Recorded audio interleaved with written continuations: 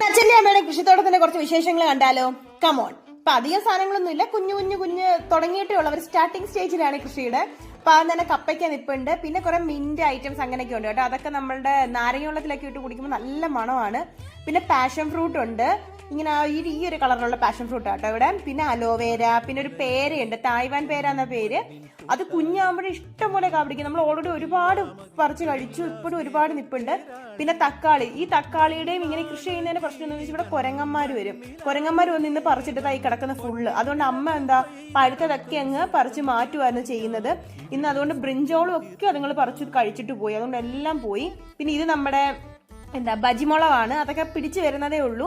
വെണ്ടയ്ക്കൊക്കെ കൃഷി എടുത്തത് കൊണ്ട് അധികം നിപ്പില്ലായിരുന്നു. കോവലും അതും ഇതും ഒക്കെ കൃഷി എടുത്തു, അല്ലാതെ കുറച്ചുണ്ടായിരുന്നു. പിന്നെ ഇത് എരിക്കാണ്, പിന്നെ കോവല് പിടിച്ചു വരുന്നതേ ഉള്ളൂ. ഇത് അവക്കാഡോ ആണ് കേട്ടോ.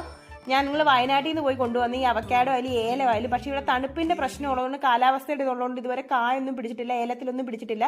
പിന്നെ വാഴയുണ്ട്, മൽബറി ഉണ്ട്, പിന്നെ ഇതൊക്കെ ചീരയും അങ്ങനെ ഇങ്ങനെയുള്ള സാധനങ്ങൾ. ഇത് ബീൻസ് ഒക്കെ അച്ഛൻ നട്ട് വന്നിട്ടേ ഉള്ളൂ. ഇതൊക്കെ ഇനി വളരണം. അപ്പൊ ഞാൻ അപ്ഡേറ്റ്സ് തരാം. അപ്പൊ സബ്സ്ക്രൈബ് ചെയ്യാൻ മറക്കല്ലേ. ടാറ്റ, അടുത്ത വീഡിയോയിൽ കാണാം.